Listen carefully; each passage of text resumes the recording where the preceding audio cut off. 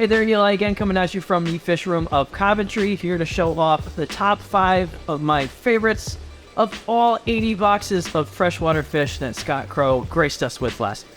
Number 5 on my list are these guys up here. We got in some balloon-bellied green terror cichlids up top there. Really interesting little fish, and say little, they're little now, they're not going to be little forever. That being said, a lot of balloon-bellied or short-bodied fish actually end up being a little bit shorter than their standard length relatives. Definitely a aggressive South American cichlid would do the best in a South American tank. Would be pretty important to try to size match these guys. I wouldn't go footing them with really big, aggressive South American cichlids just for these guys' sake.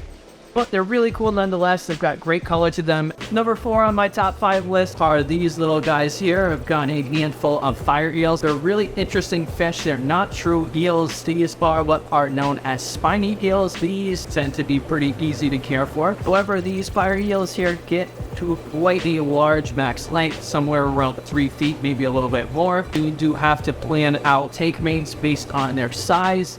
Considering the eel is about this size right here, where they're only maybe 5 or 6 inches, they're not really going to mess with any of your other fish, but when they do reach those larger lengths, they do run the risk of eating some of your smaller fish. So say you have a school of small tetras, say neons or reminos, then those fish can run the risk of being eaten by the larger eels. They generally will warm up to their owners. Worth note with these guys too is a lot of times they're going to eat frozen or live foods for you, especially for the first while that you have them.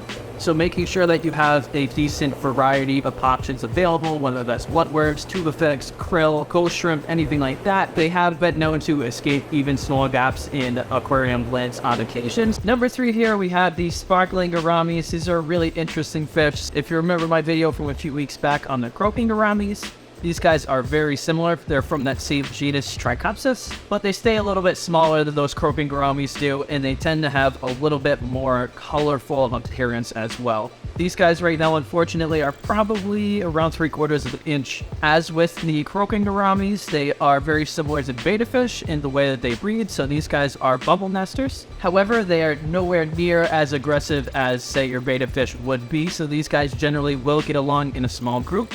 Get to witness some really interesting behavior between these groupings as well, with the males kind of settling their territory wobbles in the same manner that those croaking Garamis do, just by generating a sound. Alright, so number 2 on my favorite freshwater additions for this past week are these little Amazon puffers I have. These guys are really neat, fully freshwater pufferfish, something that we don't see very often, but we get questions about them all the time. These guys have a reputation for being one of the most community aquarium safe pufferfish. So unlike your pea puffers or your figure 8 puffers and some of those other species, these guys don't really have the reputation of nipping at the fins. That being said, it is still somewhat of a risk, especially if they feel stressed out with the aquarium. I would not try putting these with invertebrates like crayfish or shrimp, as they will likely snack on those. A small group of these fish, I would say 3 or more, is a great way to add some really interesting schooling behavior and a very personable fish to your aquarium. As with the fire eels, these guys do only eat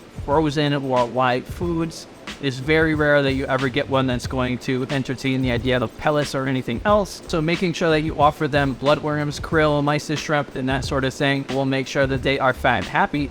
And as with most puffers, offering them the occasional snail or clam on the half shell, something that's got a very firm shell, will allow them to naturally grind their own beaks down so they don't get impactions. And last but not least, coming in at number 1 are these beautiful electric blue ram cichlids here. These are the same species as, say, a German blue ram or a Holland ram. However, they are bred for that bright electric blue appearance. Really hard to beat that color in a freshwater aquarium, especially well suited for smaller planted aquariums. Generally, we only get males in of this species, so it is difficult to find a pair.